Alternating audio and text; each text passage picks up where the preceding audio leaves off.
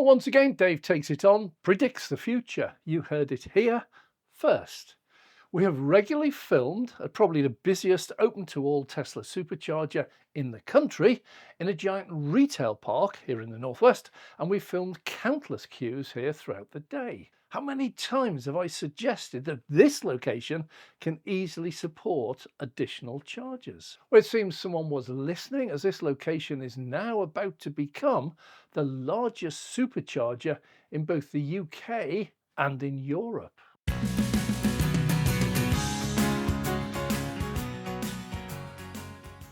I'm Dave, this is Dave Takes It On. As part of our monthly pricing video, we monitor a large number of charging locations for the occupancy rates. It's no good going to charge if it's absolutely chock-a-block full and has a massive queue. The number of vacant chargers at any time is probably as important as how many chargers they actually have. Go. Okay, so we've come to the end of the queue. We've got a short queue here. There is no simple answer to what you do when these chargers are busy and you do have to queue. Some locations are obviously busier than average, while others always relatively quiet. Some get superseded, where a new charger location opens up really close to an existing one, which happened recently with Charnock Richard Services and the Walton Summit Tesla Supercharger. In other cases, additional chargers are added to an existing site, such as at Rugby Moto Services on the M6 with both GridServe and Tesla. There they have a total of 24 bays for GridServe, adding to the 28 in total from Tesla. Because GridServe are always busy, because they're expanding and everything else, they've decided here that their best way is to just add chargers. It's a simply massive 52 chargers on one location. Oh, by the way, technically, these are not chargers, but more accurately described as charge dispensers. But most people are familiar with the term chargers, so I'll use that in the video. At Middlebrook Retail and Leisure Park near Bolton, which we visited recently, in stark contrast, EV chargers there were at the exact opposite end of the scale and an absolute disgrace. We found 3 old BP Polar units. These are pre-2020. 2 of them were 7.2 kilowatt dual bay, bring your own cable, type 2 chargers, making 4 bays, and the other one was a 50 kilowatt charger with triple plugs, CCS2, CHAdeMO, and a type 2 charger of 43 kilowatts for Renault Zoes, making technically 3 bays, but you can't use them all at the same time. The price was 59 pence for the fast 7.2 kilowatt and 79 for the 50 kilowatt. Now, many viewers ask me, why are these even needed? And the answer is very simple. If you cannot charge at home, you need to find a public charger, and you need to leave your car plugged in for many hours. Retail parks try to keep you there for many hours, cinemas, restaurants, shops, etc. So if they provide a sensible number of fast chargers at sensible prices, then people who cannot charge at home can plug in and use them whenever they go there. People travelling a good distance and stopping off here just for a break, they can do a little top-up charge here. People who live nearby and they can charge at home, they won't charge here.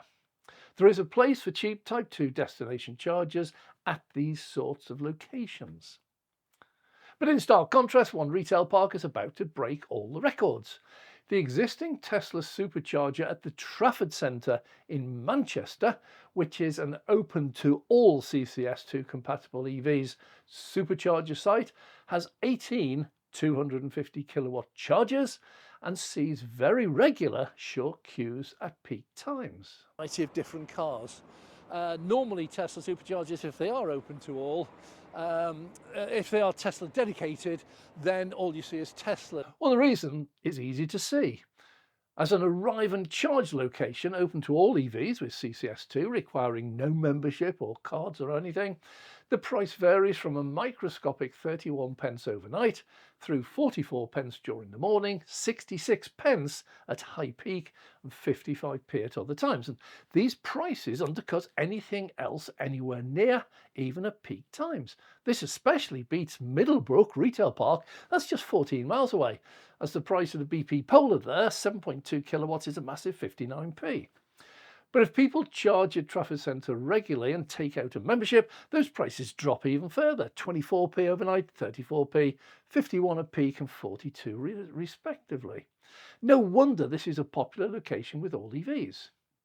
When filming, I've regularly said they need more and many, many more. And my wish has finally come true. Well, at least it has, subject to planning. Manchester Evening News, the local paper, has just revealed that there is a planning application in with the council for the redevelopment of an old petrol station at the main entrance to the Trafford Centre nearby. Oh, the irony of that. An old petrol station transforming into an EV, brand new supercharger hub. Anyway, it's near to the massive M&S, the mega store. So let's get the numbers out first, because the planning application is for far more than just EV chargers. It's an incredible amount more, in fact. Well, chargers first, the application is reported to be for 47 ultra-rapid 250 kilowatt chargers. It's a very strange number, but added to the existing 18 chargers, that gives 65 250 kilowatt chargers on this one location. At this stage, that is a record number of ultra-rapid chargers for any single location, both UK and Europe. Now, just who is installing these chargers? Well, the news article does not actually state, so a bit of detective work is required, but only a little bit, because the answer appears a no-brainer. First, who else installs 250 kilowatt chargers these days? GridServe don't, they're up on 350 or the dual bay 360s. Osprey doesn't, they're on Kempower 150 or 300 if it's 800 volt architecture. Instavolt has nothing bigger than 160. Ionity and Fastnet, they're normally on the ABB 300 kilowatt dual bay.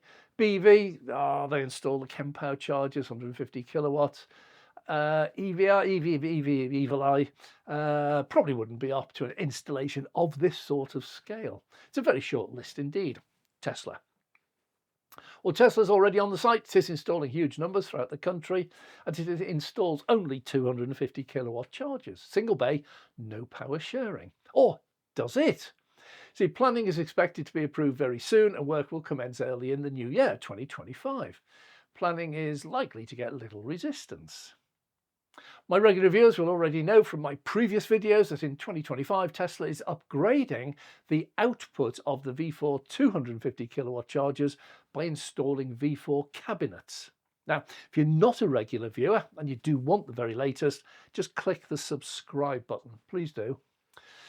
If this is a Tesla site, and that's my firm prediction, then it's quite possible that this could well be one of the first upgraded V4 charger and cabinet installations in the UK. All existing V4 chargers, the cables and the plugs, they're all quite capable of providing 500 kilowatts at 1000 volts. But the V3 cabinets they're currently connected to restrict them to 250 kilowatts and 500 volts. The new V4 cabinets being installed in a rollout program beginning in 2025 will be very different. First, one cabinet now is going to supply power to 8 chargers, simplifying the installation, dramatically reducing costs.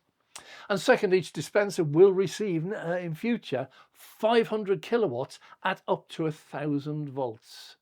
At this power and number, this will easily be the most powerful ultra-rapid charger location in Europe, and that includes us, and for the first time it'd be capable of charging those EVs that have the 800 volt architecture, like Hyundai, Kia, Porsche, Lotus, probably some others, at the maximum speed that the car can ever demand. Goodbye power throttling. This is a real game changer. Now, Tesla is not named specifically, but it is one of the few CPOs capable of installing this size of installation. To them, this is commonplace. But more importantly, listen to what else the planning application lists. First, there's a new Starbucks. Yeah, it's nice, but it doesn't tell us anything new. Next is a supercharger lounge. Whoa, who else installs superchargers by name, and who else offers new supercharger lounges? Tesla. BP, well, they have a few of their, what do they call them, giga hubs, and they don't install lounges. Well, final nail in the coffin is a new 2-story car showroom. So which other new EV manufacturer also installs ultra-rapid EV superchargers of their own and has anywhere near enough new sales currently to support a brand new car showroom? That's an even shorter list. There are no others. Well, I'm going to stick my neck out here and state this will be Tesla, and the chargers installed will be connected to the new V4 cabinets, making them 500 kilowatts and 1,000-volt chargers. That will make them not only the largest in Europe as at this time, but also the most powerful in Europe. Nobody else is installing public EV chargers in any number at anywhere near this power. Yeah, you can go to specialised one like Porsche dealerships. They sometimes have a couple of more powerful chargers just for their customers. But this will be a public charging location. It is certain to be a Tesla open to all. Now, as to being the largest, we don't know of any other definite plans in the pipeline. For example, Rugby Services currently has 28 Teslas, 24 GridServe, making 52 today. But there were 12 old GridServe 350 kilowatt chargers there that have been disconnected. And if they're replaced with 6 of the new 360 kilowatt dual bay chargers, that will bring the total up to 64 chargers at a single location. Trafford will offer 65. Wonder if that's the reason for 47 to be installed. That is a very unusual and specific number. Well, elsewhere in Europe, the larger locations tend to mix a large number of fast chargers, up to 22 kilowatts AC, with rapids and ultra-rapid DC. Nothing on this scale in ultra-rapids, but a seriously long way short of the largest in the world at Shenzhen in China, with a mix of 637 stalls at one location. The exact mix of fast rapid and ultra rapid, it's not specified, and numbers are always changing. The USA now has a number of superchargers with more than 100 charger bays, and several locations elsewhere in the world boast 98 bays, including India. But again, these are usually a mix of AC and DC. Tesla is by far the standout leader in ultra-rapid charging. They currently only install 250 kilowatt chargers with the old V3 cabinets, but from next year, all the new installations will all be V4 chargers, and all the cabinets will be offering 500 kilowatts at up to 1,000 volts. If they keep the price the same, this will be hands down the largest, fastest, most reliable and cheapest ultra-rapid charging network on the planet. And at Trafford Centre, that new installation is almost certain to be open to all EVs with CCS2 connectivity. Something to look forward to. Well, the Northwest is already reasonably well served with superchargers, but short of open to all EV Tesla superchargers. This destroys that claim. 65 cheap open to all superchargers is a massive boost to the area, and I know from filming experience that even this huge number will turn out in time to be really busy. Here's hoping the plans are approved.